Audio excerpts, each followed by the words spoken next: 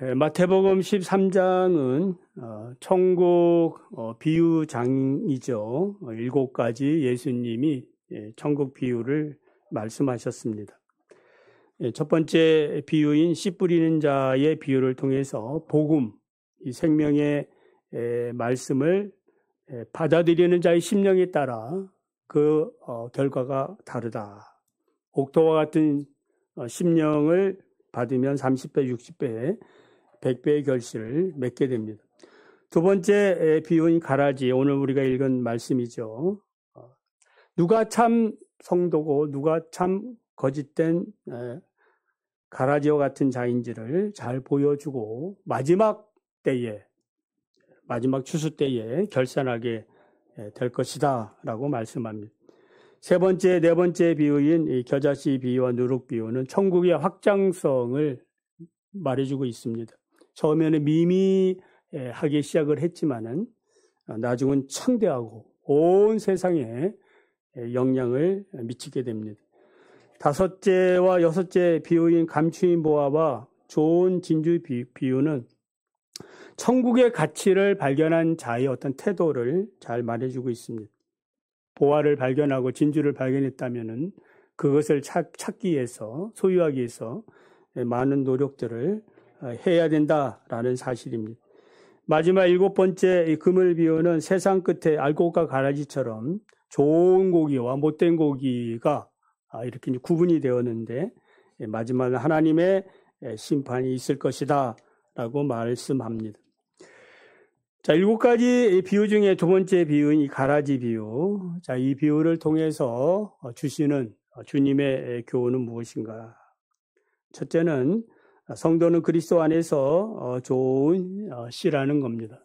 나는 어떤 존재예요? 좋은 씨. 좋은 씨입니다. 24절을 보면은 천국은 좋은 씨를 제밭에 뿌린 사람과 같다. 우리 읽지는 않았습니다만은 38절 이하에 보면은 이 가라지 비유를 예수님이 해석해 주신 것이 기록되어 있어요. 밭은 세상이고 좋은 씨는 천국의 아들들이고 가라지는 악한 아들들이라 이렇게 해석해 주셨어요. 친절하게 해석해 준 거죠. 밭은 이 세상을 말합니다. 이 세상인데 이 밭의 이 주인은 누구예요? 제밭, 하나님의 밭입니다. 하나님은 이 세상을 아름답게 가꾸기 위해서 좋은 씨, 최상급 씨를 뿌렸다라는 겁니다. 그런데 이제 마귀도 이 밭에 하나님 몰래 하나님의 씨를 방해하기 위해서, 하나님 역사를 방해하기 위해서 가라지 씨앗을 뿌렸다라는 겁니다. 세상을 말씀으로 창조하시고 에덴을 창조하신 하나님께서는 인간을 창조하시면서 좋은 씨, 인간이 이렇게 태어난 것 자체가, 창조된 것 자체가 좋은 씨입니다. 그런데 인간이 하나님이 금지한 선악과를 따먹죠. 하나님같이 높아지려고 시도하다가 타락하고 말았습니다. 죄가 세상에 들어오고 죽음이 들어오고 인간은 더 이상 에덴에서 살 수 없게 되고 추방당합니다. 이후 우리 하나님께서는 이 생명의 씨를 홍수 가운데 구원한 노아 가족들에게 주셨어요. 그러나 인간이 이제 번성하면서 또 바벨탑 사건으로 하나님을 반역하지요. 그래서 우리 하나님은 이제 또 계획을 바꾸어서 아브라함을 선택해서 아브라함의 후손이 이스라엘 통하여 하나님의 이 밭을 경작하려고 했다 이 말이에요. 그래서 모세를 통해 율법을 주고 그리고 가나안 땅을 나라로 주었어. 이상적인 밭을 이루려고 했는데 어떻게 됐어요?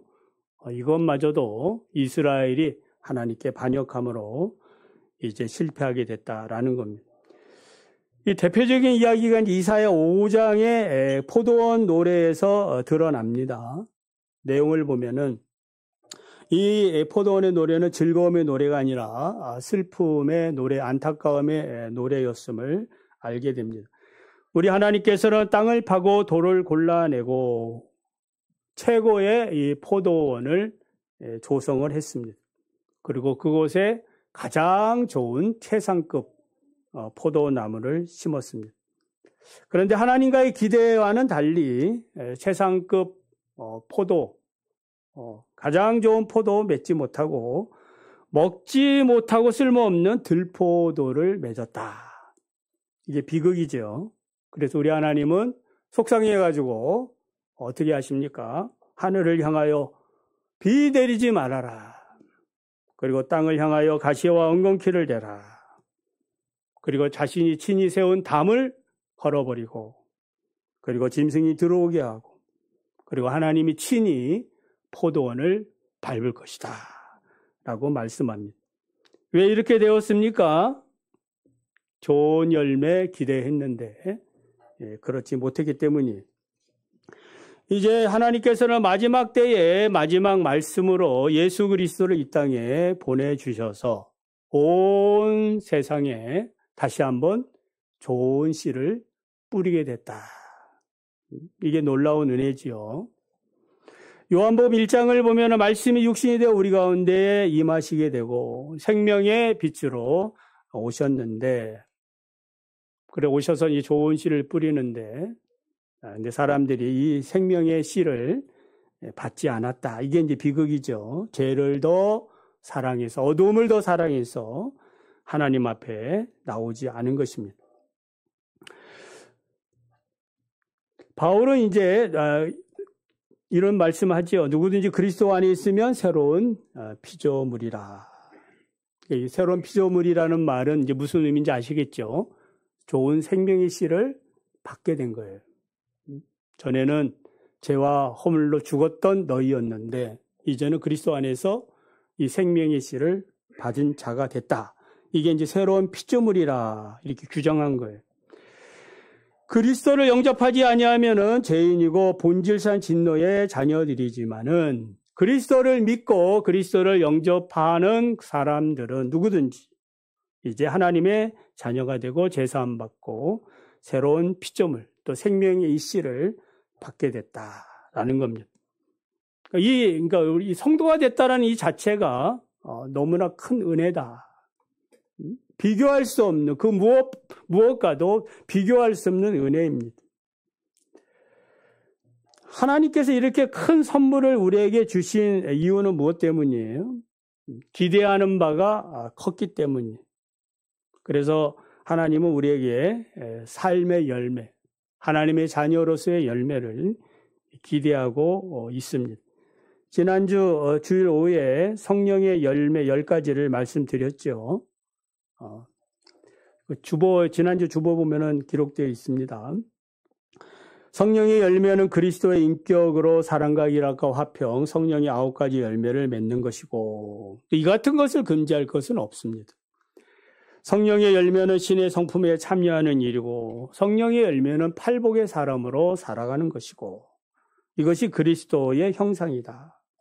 성령의 열매는 빛의 열매고 위로부터 난 지혜의 열매, 겉사람이 아니라 속사람을 강건하게 합니다. 그리스도와 하나 되게 하고 그리스도의 장성한 분량까지 자라게 하신다 이 말. 이러한 성령의 열매는 우리가 인간적으로 노력한다고 맺는 것이 아니에요. 여러분이 노력을 아무리 골백번 한다고 해도 하나님의 성품, 그리스도의 형상, 신의 성품에 참여할 수가 없어요. 생명의 씨를 받은 자들만이 누리는 그런 특권이에요. 아무나 이런 특권을 누리지 못합니다. 그리스도 안에 있는 자, 그리스도가 주시는 생명의 진액을 받아 먹고 마실 때에 그리스도가 원하시는 삶으로 우리가 성장하게 됩니다. 요한복음 15장 5절에 저가 내 안에 내가 저 안에 있으면은 이 사람은 과실을 많이 맺나니 그러면서 뒤에 뭐라고 말씀하느냐. 나를 떠나서는 너희가 아무것도 할 수 없음이라. 한번 따라해 볼까요? 나를 떠나서는 너희가 아무것도 할 수 없느니라. 그러니까 예수님을 떠나서는 아무것도 할 수 있는 게 없어요. 빌립보서 1장 11절에 예수 그리스도로 말미암아 의의 열매가 가득하여 하나님의 영광과 찬송이 되게 하시기를 구하노라. 그러므로 우리 모두 그리스도 안에서 하나님의 밭에 뿌려진 생명의 씨구나, 씨로서 그 존재의 의미를 알고 믿음으로, 그리고 하나님이 기대하는 대로 삶의 열매를 맺어야 되겠구나, 이렇게 결심하며 사시기를 바랍니다. 두 번째는 신앙의 진위는 추수 때에 나타납니다. 26절 이하를 보면 싹이 나고 결실할 때가 되니까 가라지도 보이기 시작했다. 종들이 말하지요. 주여, 밭에 좋은 씨만 뿌리지 않았습니까? 그런데 이 가라지가 어디서 생겼습니까? 주인이 대답하지요. 원수가 이렇게 하였구나. 그러자 종들이 말합니다. 그럼 우리가 이것을 지금 당장 뽑을까요? 그러니까 주인이 아니다. 가만두어라. 가라지를 뽑다가 곡식까지 뽑을까 염려가 된다. 둘 다 추수 때까지 자라게 두라. 추수 때 내가 추수꾼들에게 말하기를 가라지는 먼저 거두어 불사르게 단으로 묶고 그 다음에 이제 곡식은 모아 내 곡간에 넣으라. 자, 가라지는 누가 뿌리고 갔습니까? 원수 마귀입니다. 가라지는 밀밭사이나 보리밭에서 자라는 것인데 나달만 약간 거무스름하게 생겼고 쉽게 전문가가 아니면 분별하기 어렵다고 합니다. 그러니까 가라지의 뿌리가 밀의 이 뿌리와 함께 이렇게 엉켜 있기 때문에 그러니까 완전히 자라기 전까지는 그냥 그대로 둬야 된다 이 말이에요. 중간에 이제 뭐 가라지거나 뽑다가는 밑에 이제 곡식까지 알곡까지 이제 뽑히게 되는 겁니다. 그러니까 손해가 많아지게 됩니다. 가라지 비유에서 우리가 알아야 할 것은 무엇입니까? 이 세상에 존재하는 악의 정체예요. 시편 37편을 보면 악을 행하는 자들 때문에 불평하지 말고 불의를 행하는 자들로 인해서 시기하지 말라. 그러니까 우리가 살고 있는 이 부조리한 이 세상, 악이 위세를 떨치고 흥황합니다. 그건 무엇 때문이에요? 마귀가 몰래 하나님의 밭에 악한 가라지를 뿌렸기 때문이다. 그러니까 이 세상에는 알곡도 있지만은 뭐도 있는 거예요? 가라지도 있는 겁니다. 그러니까 이 세상 어디를 가나 가정에서나 교회에서나 직장에서나 학교에서나 여러분이 있는 그 곳에는 항상 이 두 가지가 있는 거예요. 알곡과 가라지가 공존하고 있습니다. 알곡을 진이라고 하면은 가라지는 거짓 위가 됩니다. 그러니까 참과 거짓이 이 땅에 함께 있는 거예요. 그러나 참과 거짓은 함께 있을 수는 없습니다. 고린도후서 6장 14절 16절에 너희는 믿지 않는 자와 멍에를 함께 매지 말라. 의와 불법이 어찌 함께하며 빛과 어둠이 어찌 사귀며 그리스도와 벨리알이 어찌 조화되며 믿는 자와 믿지 않는 자가 어찌 상관하며 하나님의 성전과 우상이 어찌 일치가 되리요. 믿으시면 아멘. 그러니까 우리 마음속에도 참과 거짓이 공존합니다. 바울은 로마서에서 이런 말을 하지요. 내 안에 하나님의 법을 따라 살려고 하는 참 마음, 그리고 반면에 육신의 법대로 살려고 하는 거짓된 마음이 항상 뭐하고? 투쟁하고 있는, 갈등하고 있는 거예요. 그러니까 참 나와 거짓 나, 이것이 갈등하고 있는 것, 투쟁하고 있다 이 말이에요. 그래서 이런 갈등 가운데 바울이 오호라 나는 공고한 사람이로다. 누가 이 사망의 몸에서 나를 구원해 내랴. 이런 이제 고백들이 있기를 원합니다. 그래야 이제 우리가 좀 더 높은 신앙의 삶을 살 수가 있어요. 이런 갈등도 없이 그냥 흘러가는 대로 이렇게 물 흐르듯이 살면은 뭐 그것도 한 인생이겠습니다만은 그러나 신앙의 성장, 더 높은 단계로 올라가지는 못합니다. 마귀는 지금도 끊임없이 우리 마음에 육신의 생각인 가라지를 뿌리고 있다. 지금도 우리가 예배드리는 가운데, 말씀을 듣는 가운데도 가라지를 뿌리고 있어요. 생각과 마음을 하나님께 집중하지 못하게 하고 딴 생각을 지금 넣고 있는 거예요. 따라해 볼까요? 생각의 고지를 정복하자.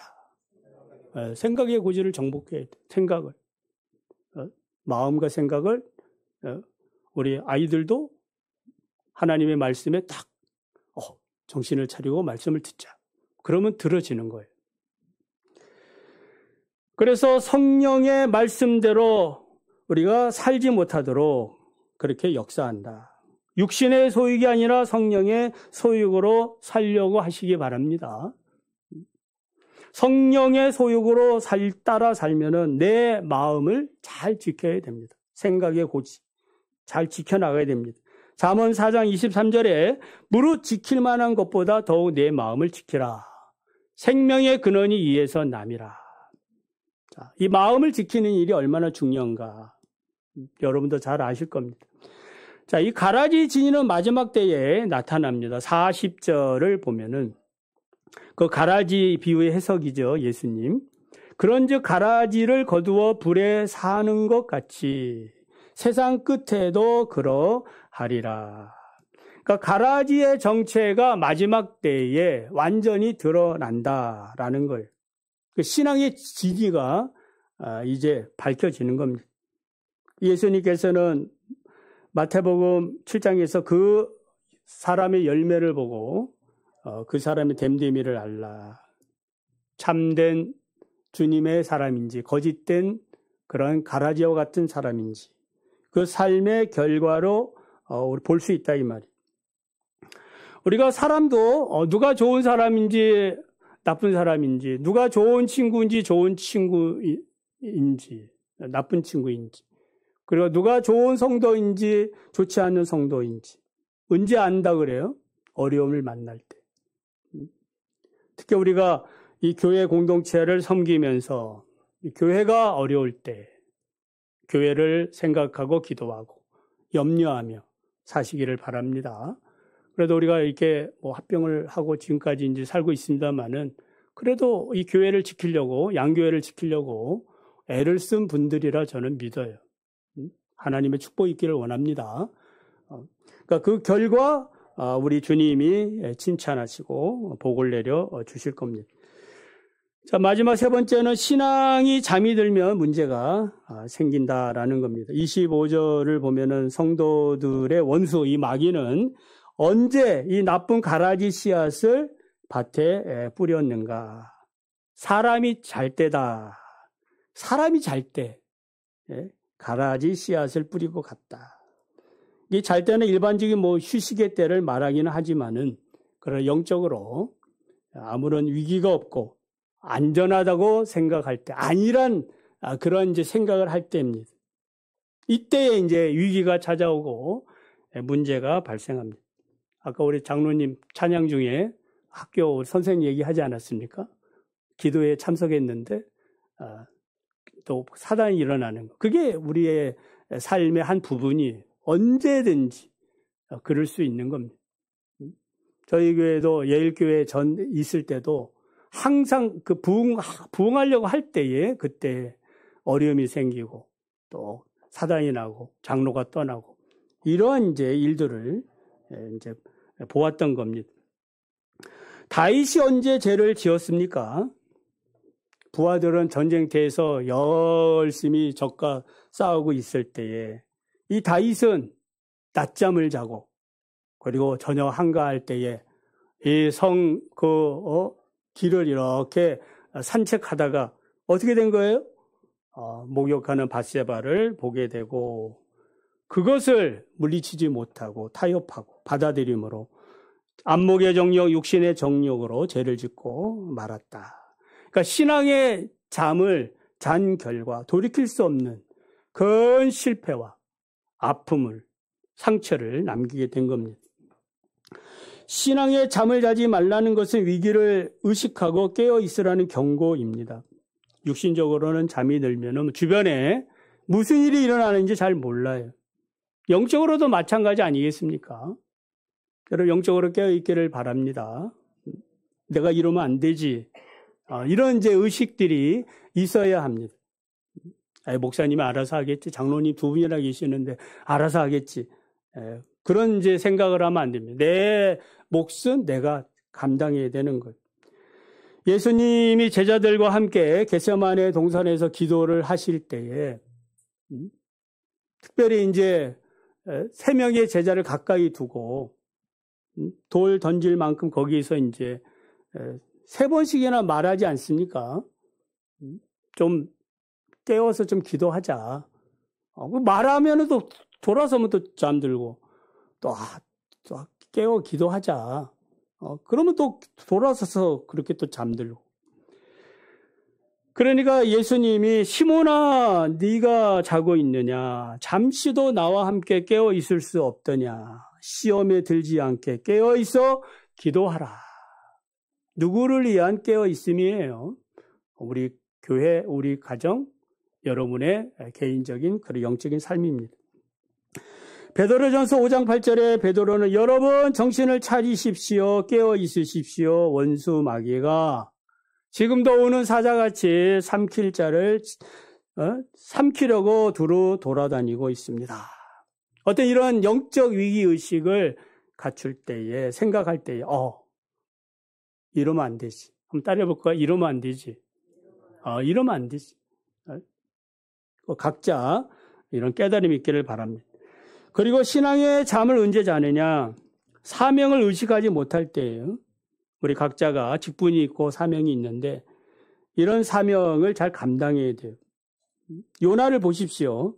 하나님의 명령을 어기고 사명 감당 안 하려고 이제 지구 반대편, 그러니까 니느웨 반대편으로 도망갑니다. 다시스로. 니느웨에 가서 복음 전파하라 이 사명 주었는데 싫은 거죠. 그리고 이제 배 밑에 들어가서 잠을 청합니다. 잠을 청하는 이유는 무엇 때문이에요? 내가 한숨 자고 나면 깨어나면 저 니느웨가 전혀 반대편에 있을 거다. 그때는 뭐 하나님도 어떻게 하겠나? 내가 없는데 내 몸이 여기 지금 저기 바다로 배 타고 가고 있는데 하나님도 어떻게 하겠나? 이런 계산을 한 것 같아요. 그런데 우리 하나님 어떻게 하십니까? 사명 다시 깨닫게 하기 위해서 대풍을 주시고 그리고 요나가 깨달지요. 나 때문이구나. 그래서 선원들에게 얘기하죠. 나를 바다에 던지십시오. 틀림없이 이 대풍이 잔잔해질 겁니다. 그 던져서 우리 하나님이 큰 물고기 준비해서 그 사명을 감당케 하는 그런 장면을 보게 됩니다. 자, 말씀을 정리합니다. 성도는 이 세상에 뿌려진 하나님의 생명의 씨입니다. 믿으시면 아멘. 역사적으로 2000년 전에 우리 예수님께서 이 땅에 복음의 씨를 뿌렸습니다. 그런데 누구도 함께 뭘 뿌려요?